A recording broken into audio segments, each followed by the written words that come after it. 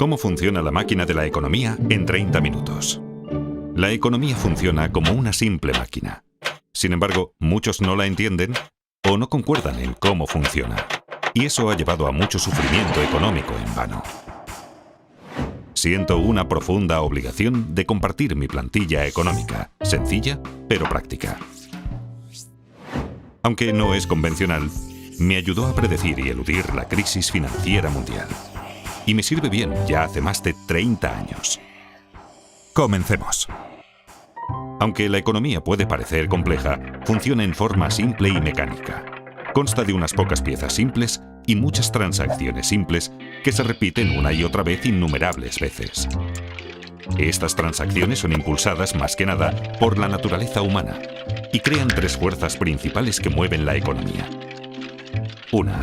Incremento de la productividad. 2. El ciclo de deudas a corto plazo. 3. El ciclo de deudas a largo plazo.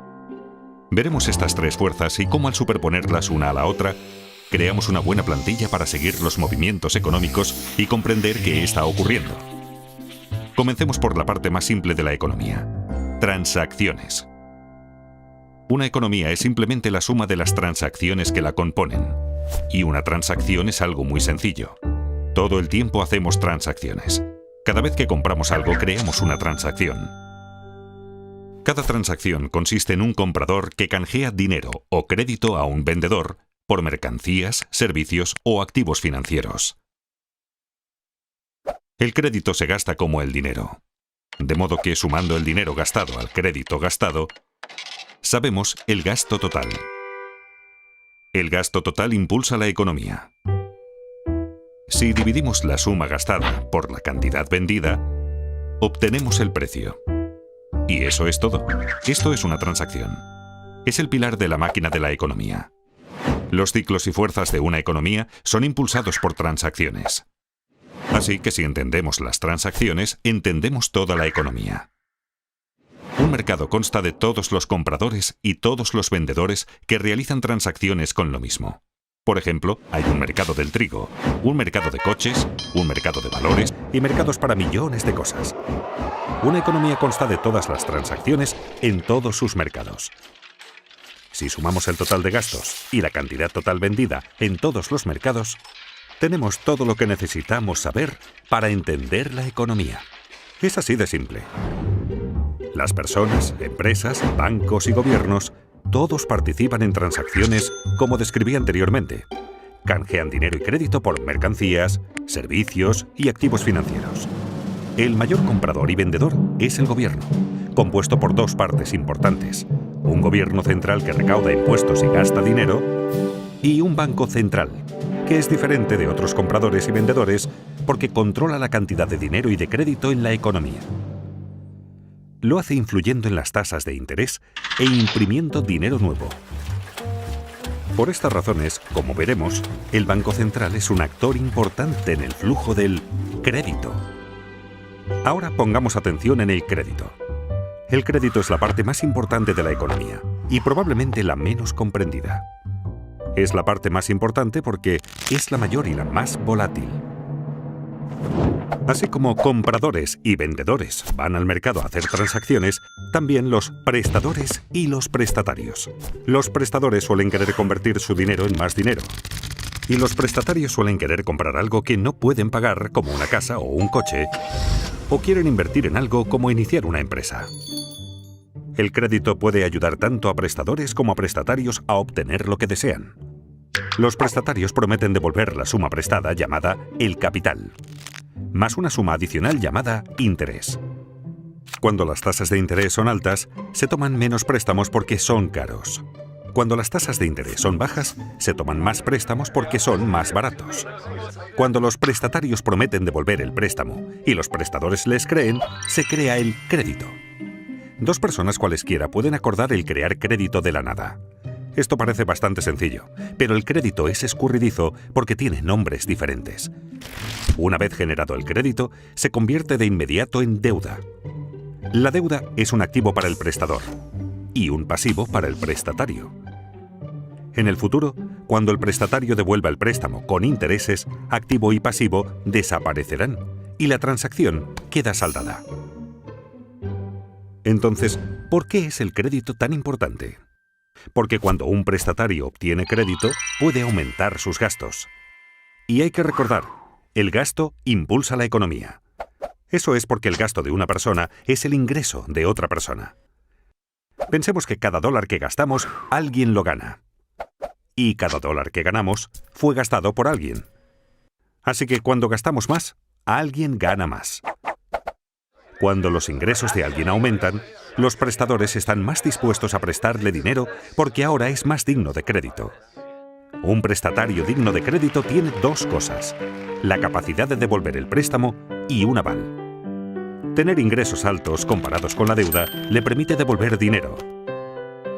En caso de no poder hacerlo, tiene activos valiosos como aval que pueden venderse. Esto hace que los prestadores se sientan cómodos al prestarle dinero.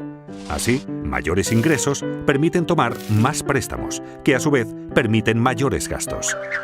Y como los gastos de una persona son los ingresos de otra, esto lleva a más préstamos y así sucesivamente. Esta conducta se realimenta y conduce al crecimiento económico. Y por eso tenemos ciclos. En una transacción hay que dar algo para obtener algo. Y cuánto obtenemos depende de cuánto producimos. Con el tiempo aprendemos y esos conocimientos acumulados elevan los niveles de vida. A esto lo llamamos crecimiento de la productividad. Quienes son creativos y trabajan duro aumentan su productividad y sus niveles de vida con mayor rapidez que aquellos complacientes y perezosos. Aunque no necesariamente a corto plazo. La productividad cuenta más a largo plazo. El crédito a corto plazo. Esto es porque el crecimiento de la productividad no fluctúa mucho, así que no es un propulsor importante de los vaivenes económicos. La deuda sí lo es, porque al adquirirla nos permite consumir más de lo que producimos, y nos obliga a consumir menos de lo que producimos cuando la reintegramos. Los vaivenes de la deuda siguen dos grandes ciclos. Uno de entre 5 a 8 años, y el otro de entre 75 a 100 años aproximadamente. Aunque la mayoría de la gente siente los vaivenes, habitualmente no los ve como ciclos porque los ve demasiado de cerca, día a día, semana a semana. En este capítulo daremos un paso atrás para ver estas tres grandes fuerzas y cómo interactúan para crear nuestras experiencias. Vimos que los vaivenes alrededor de la línea no surgen de cuánta innovación o trabajo arduo hay, sino sobre todo de cuánto crédito hay. Imaginemos por un momento una economía sin crédito. En esta economía solo puedo aumentar mis gastos si aumento mis ingresos, lo cual me exige ser más productivo y trabajar más. Una productividad mayor es el único camino hacia el crecimiento. Como mis gastos son los ingresos de otra persona, la economía crece cada vez que yo u otro cualquiera es más productivo. Si seguimos las transacciones y las mostramos, vemos una progresión como la línea de crecimiento de la productividad. Pero como tomamos préstamos, tenemos ciclos. Esto no surge de ninguna ley o reglamento, sino de la naturaleza humana y de cómo funciona el crédito. Pensemos en tomar préstamos como estirar los gastos hacia adelante. Para comprar algo que no podemos permitirnos, hay que gastar más de lo que se gana. Para ello, debemos tomar prestado de nuestro propio futuro. Así creamos un tiempo en el futuro en el que deberemos gastar menos de lo que ganamos para poder devolverlo. Muy rápidamente se asemeja a un ciclo. En esencia, cada préstamo que tomamos crea un ciclo. Esto es tan cierto para un individuo como para la economía.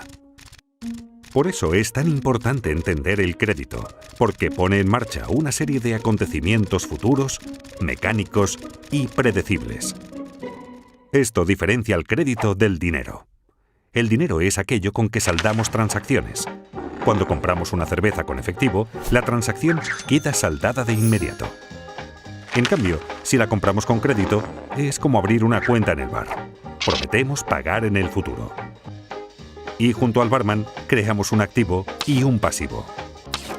Acabamos de crear crédito de la nada. Solo más tarde, al pagar la cuenta del bar, desaparecen el activo y el pasivo. La deuda se esfuma y la transacción está saldada. En realidad, lo que la mayoría llama dinero es de hecho crédito. El total de crédito en Estados Unidos es de unos 50 millones de dólares, y el total del dinero circulante es de apenas unos 3 millones de millones. Recordemos, en una economía sin crédito, la única forma de gastar más es producir más. Pero en una economía con crédito, también podemos gastar más pidiendo préstamos. Como resultado, en una economía con crédito el gasto es mayor, permitiendo a los ingresos subir más rápido que la productividad a corto plazo, pero no a largo plazo. Ahora bien, no me malinterpreten.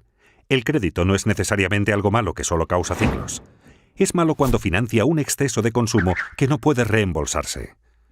Sin embargo, es bueno cuando asigna recursos con eficacia y produce ingresos que nos permiten devolver la deuda.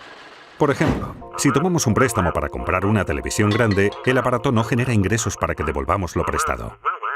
Pero si tomamos un préstamo para comprar un tractor, y así poder cosechar mayores cultivos y ganar más dinero, podremos devolver lo prestado y mejorar nuestro nivel de vida.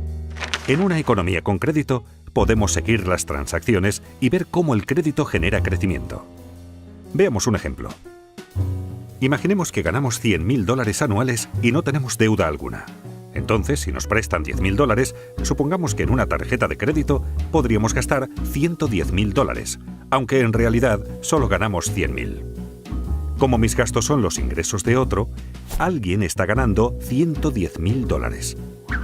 La persona que está ganando $110.000 sin tener deuda alguna puede tomar prestados $11.000 y así gastar $121.000, aunque en realidad solo ganó $110.000.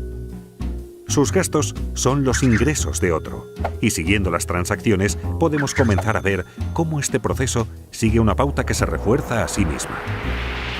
Pero recordemos, tomar préstamos crea ciclos, y si el ciclo sube, en algún momento deberá bajar. Esto nos lleva al ciclo de deuda a corto plazo. Cuando aumenta la actividad económica vemos una expansión. La primera fase del ciclo de deudas a corto plazo. El gasto sigue creciendo y los precios comienzan a subir. Esto ocurre porque el mayor gasto es alimentado por el crédito, que puede crearse instantáneamente de la nada. Cuando el gasto y el ingreso aumenta más rápido que la producción de bienes, los precios suben. La subida de precios se llama inflación. El Banco Central no desea demasiada inflación porque causa problemas. Al ver que los precios suben, el banco sube las tasas de interés. Con tasas de interés más altas, menos personas pueden permitirse tomar préstamos y el coste de las deudas existentes sube. Por ejemplo, suben los pagos mensuales de nuestras tarjetas de crédito. Como la gente toma menos prestado y tiene que pagar más por sus deudas, tienen menos dinero disponible para gastar y el gasto se ralentiza. Y como los gastos de una persona son los ingresos de otra, los ingresos bajan y así sucesivamente. Cuando la gente gasta menos, los precios bajan. Eso se llama deflación. La actividad económica disminuye y tenemos una recesión. Si la recesión se torna demasiado grave y la inflación ya no es un problema, el Banco Central bajará las tasas de interés para que todo vuelva a remontar. Con tasas de interés bajas, los reintegros de las deudas se reducen, se toma más prestado y se gasta más, y vemos otra expansión. Como vemos, la economía funciona como una máquina. En el ciclo de deuda a corto plazo, el gasto se restringe solo por la voluntad de prestadores y prestatarios de dar y recibir crédito. Cuando el crédito se obtiene con facilidad, hay expansión económica. Cuando no se obtiene fácilmente, hay una recesión. Y atención, este ciclo es controlado en primer lugar por el Banco Central. El ciclo de deuda de corto plazo suele durar de 5 a 8 años y se repite una y otra vez durante décadas. Pero notarán que la parte inferior y la superior de cada ciclo terminan con mayor crecimiento que el ciclo anterior y con más deuda. ¿Por qué? Porque la gente lo empuja. Se inclina más a tomar préstamos y gastar que a pagar deudas. Es la naturaleza humana. Por eso mismo, a la larga, las deudas crecen más rápido que los ingresos, creando el ciclo de deudas a largo plazo. Aunque la gente está más endeudada, los prestadores dan crédito con mayor facilidad. ¿Por qué? porque todos consideran que las cosas van muy bien. La gente piensa solo en los acontecimientos recientes. ¿Y qué fue lo que ocurrió recientemente? Los ingresos subieron. Los valores de los activos suben. El mercado bursátil ruge. Es un boom. Conviene comprar mercancías, servicios y activos financieros con dinero prestado. Cuando la gente hace mucho de eso, le llamamos una burbuja. De modo que aunque las deudas hayan ido creciendo, los ingresos han crecido casi tan rápido como para compensarlas. A la relación entre deuda e ingresos la llamaré carga de la deuda. Mientras los ingresos sigan subiendo, la carga de la deuda se mantiene manejable. Simultáneamente, los valores de los activos suben vertiginosos. La gente toma préstamos gigantescos para comprar activos para inversión y hace que su precio suba aún más. La gente se siente rica. De modo que hasta con muchísima deuda acumulada, los ingresos y los activos en alza ayudan a los prestatarios a mantenerse dignos de crédito por mucho tiempo. Obviamente es algo que no puede continuar para siempre. Y no ocurre. Con las décadas, la carga de la deuda aumenta lentamente y crea reembolsos crecientes. Cuando estos reembolsos comienzan a crecer más rápido que los ingresos, obligan a la gente a recortar sus gastos. Y como los gastos de una persona son los ingresos de otra, los ingresos comienzan a bajar, lo que convierte a la gente en menos digna de crédito y reduce los préstamos tomados. Los pagos para saldar deudas continúan subiendo, haciendo que los gastos caigan más aún y el ciclo se invierta. Este es el cénit de la deuda a largo plazo. Las cargas de la deuda se han vuelto demasiado grandes. En Estados Unidos, Europa y buena parte del mundo, esto ocurrió en 2008. Ocurrió por la misma razón que en Japón en 1989 y en Estados Unidos en 1929. La economía comienza ahora a desapalancarse. En esta fase, la gente reduce el gasto, el ingreso baja, el crédito desaparece, los activos caen, los bancos sufren, las bolsas se desmoronan, las tensiones sociales aumentan y todo comienza a realimentarse en el sentido opuesto. A medida que caen los ingresos y suben los pagos por deudas, los prestatarios quedan restringidos. Ya sin derecho a crédito, sus créditos se agotan y ya no pueden tomar suficiente dinero prestado para saldar sus deudas. Desesperados, los prestatarios se ven obligados a vender activos. La fiebre de ventas inunda el mercado. Aquí es donde colapsa la bolsa. El mercado inmobiliario se hunde y a los bancos se les complican las cosas. Cuando los activos bajan de precio, bajan los valores de los avales de los prestatarios. Esto hace que los prestatarios merezcan aún menos crédito. La gente se siente pobre. El crédito desaparece rápidamente.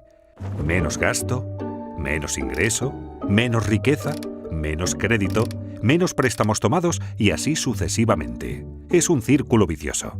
Se asemeja a una recesión, pero la diferencia aquí es que no se pueden bajar las tasas de interés para salvar la situación. En una recesión, la baja de tasas estimula la toma de préstamos. Pero en un desapalancamiento, bajar las tasas no sirve, pues las tasas de interés ya están bajas y llegan pronto al 0%. Así que se acaba el estímulo. Las tasas de interés en Estados Unidos llegaron al 0% durante el desapalancamiento de la década de 1930 y nuevamente en 2008. La diferencia entre una recesión y un desapalancamiento es que en este, la carga de la deuda sobre los prestatarios creció demasiado y no pudo aliviarse bajando las tasas de interés. Los prestadores comprenden que deudas tan excesivas no pueden ser devueltas totalmente. Los prestatarios perdieron su capacidad de pagar y sus avales perdieron valor. Se sienten paralizados por la deuda y ya no quieren más. Los prestadores dejan de prestar. Los prestatarios dejan de tomar prestado. Pensemos en la economía como indigna de crédito. Como una persona. ¿Qué hacer entonces con el desapalancamiento? El problema es que las cargas de las deudas son muy altas y deben bajar. Hay 4 formas en que esto puede ocurrir. 1. Personas, empresas y gobiernos recortan sus gastos. 2. Se reducen las deudas mediante moratorias y reestructuras. 3. La riqueza se redistribuye de los que tienen a los que no tienen. 4. El Banco Central imprime dinero nuevo. Estas 4 formas ocurrieron en cada desapalancamiento de la historia moderna. Es habitual recortar primero los gastos. Como vimos, personas, empresas, bancos y hasta gobiernos se ajustan el cinturón y recortan gastos para poder pagar sus deudas. Esto se llama con frecuencia austeridad. Cuando los prestatarios dejan de contraer nuevas deudas y comienzan a pagar las deudas viejas, puede esperarse que la carga de la deuda baje. Pero ocurre lo contrario. Como se recorta el gasto, y el gasto de una persona es el ingreso de otra, esto hace que los ingresos caigan más rápido de lo que se saldan las deudas, y así la carga de la deuda de hecho empeora. Como vimos, este recorte del gasto es deflacionario y doloroso. Las empresas están forzadas a reducir costes, lo que significa menos empleos y mayor paro. Esto lleva a la etapa siguiente. Deben reducirse las deudas. Muchos no pueden pagar sus préstamos y las deudas del prestatario son el activo del prestador. Cuando los prestatarios no pagan al banco, la gente teme que el banco no pueda pagarle lo suyo y corre a retirar su dinero del banco. Los bancos quedan restringidos y la gente, las empresas y los bancos dejan de pagar sus deudas. Esta grave contracción económica es una depresión. Buena parte de una depresión consiste en descubrir que lo que suponíamos era nuestra riqueza no está. Volvamos al bar. Cuando compramos una caña a cuenta, prometimos pagarle al dueño del bar. Nuestra promesa se convirtió en un activo del barman. Si no cumplimos la promesa, no le pagamos y entramos en moratoria de nuestra cuenta de bar. Entonces, este activo que tenía, de hecho, no vale nada. En esencia, ha desaparecido. Muchos prestadores no quieren ver su patrimonio desaparecer y acuerdan reestructurar la deuda. Esto significa que los prestadores recibirán un reembolso menor o que cobrarán en un lapso mayor o con un interés menor al acordado inicialmente. De esta manera, se incumple un contrato a pesar de que se reduce la deuda. Los prestadores prefieren así un poco de algo antes que el total de la nada. Pese a que desaparece deuda, su reestructuración hace que los valores de ingresos y activos desaparezcan más rápido, con lo cual la carga de la deuda continúa empeorando. Como recortar gastos, reducir la deuda también es doloroso y deflacionario. Todo esto afecta al gobierno central porque menores ingresos y menos empleo significan que el gobierno recauda menos impuestos. Al mismo tiempo, necesita aumentar su gasto por el aumento del paro.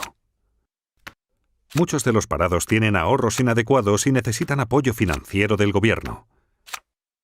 Además, los gobiernos crean planes de incentivos y aumentan sus gastos para compensar la baja de la economía. Los déficits presupuestarios gubernamentales crecen explosivamente durante un desapalancamiento porque gastan más de lo recaudado por impuestos. Eso es lo que está ocurriendo cuando oímos sobre el déficit en los noticiarios. Para financiar los déficits, los gobiernos deben subir los impuestos o tomar dinero prestado. Pero con ingresos en caída y tantos en paro, ¿de quién vendrá el dinero? De los ricos. Ya que los gobiernos necesitan más dinero y la riqueza está muy concentrada en manos de un pequeño porcentaje de la gente, es natural que los gobiernos cobren más impuestos a los acaudalados, lo cual facilita una redistribución de la riqueza en la economía de los que tienen hacia los que no tienen. Los que no tienen y sufren comienzan a sentir resentimiento hacia los ricos que tienen. Los que tienen, sufriendo la economía débil, los precios de los activos en baja y los impuestos en alza, comienzan a sentir resentimiento hacia los que no tienen. Si la depresión continúa, puede alterarse el orden social. No solo subirán las tensiones internas en los países, sino que también entre países, sobre todo entre deudores y acreedores. Esta situación puede llevar a un cambio político que a veces puede ser extremo. En la década de 1930, esto condujo a Hitler al poder, a la guerra en Europa y a la depresión en Estados Unidos. La presión para que se haga algo que ponga fin a la depresión aumenta. Recordemos, lo que la mayoría consideraba dinero era en realidad crédito. Así, cuando el crédito desaparece, la gente no tiene suficiente dinero. La gente está desesperada por dinero. ¿Recuerdan quién puede imprimirlo? El Banco Central. Tras haber bajado ya sus tasas de interés a casi cero, está obligado a imprimir dinero. A diferencia del recorte de gastos, la reducción de la deuda y la redistribución de riquezas, la impresión de dinero es inflacionaria y estimulante. Inevitablemente, el Banco Central imprime dinero nuevo de la nada que usa para comprar activos financieros y bonos del gobierno. Ocurrió en Estados Unidos durante la Gran Depresión y nuevamente en 2008, cuando su Banco Central, la Reserva Federal, imprimió más de 2 millones de dólares. Otros bancos centrales del mundo que podían también imprimieron mucho dinero. Comprar activos financieros con este dinero ayuda a elevar los precios de los activos, volviendo a la gente más digna de crédito. Pero esto ayuda solo a los que tienen activos financieros. Y es que el Banco Central puede imprimir dinero, pero solo puede comprar activos financieros. El Gobierno Central, por su parte, puede comprar bienes y servicios y pasar dinero a la gente, pero no puede imprimir dinero. Así que para estimular la economía, los dos deben cooperar. Comprando bonos del gobierno, el Banco Central en esencia presta dinero al gobierno, permitiéndole mantener un déficit y aumentar el gasto en bienes y servicios mediante sus programas de incentivos y de seguros de paro. Esto aumenta los ingresos de la gente, así como la deuda del gobierno. Sin embargo, reducirá la carga total de la deuda en la economía. Este es un momento de gran riesgo. Quienes formulan las políticas deben equilibrar las 4 formas en que se reduce la carga de la deuda. Las formas deflacionarias deben equilibrar a las inflacionarias para mantener la estabilidad. Si se equilibran correctamente, puede producirse un desapalancamiento hermoso. Y es que un desapalancamiento puede ser feo o hermoso. ¿Cómo puede ser hermoso? Aunque un desapalancamiento es una situación difícil, manejar óptimamente una situación difícil es algo hermoso. Mucho más bello que los excesos desequilibrados y alimentados con deuda de la fase de apalancamiento. En un desapalancamiento hermoso, las deudas disminuyen respecto de los ingresos. El crecimiento económico real es positivo y la inflación no es un problema. Se obtiene con el equilibrio correcto. El equilibrio correcto exige cierta mezcla de recorte de gastos, reducción de la deuda, transferencia de riquezas e impresión de dinero para mantener la estabilidad económica y social. La gente pregunta si la impresión de dinero causará inflación. No, si compensa el crédito que cae. Recordemos, el gasto es lo que importa. $1 de gastos pagado con dinero afecta a los precios igual que $1 de gastos pagado con crédito. Imprimiendo dinero, el Banco Central puede compensar la desaparición de crédito con un aumento de la cantidad de dinero. Para cambiar esta situación, el Banco Central necesita no solo fomentar el crecimiento de los ingresos, sino lograr que la tasa de crecimiento del ingreso supere a la tasa de interés sobre la deuda acumulada. ¿Qué quiero decir con ello?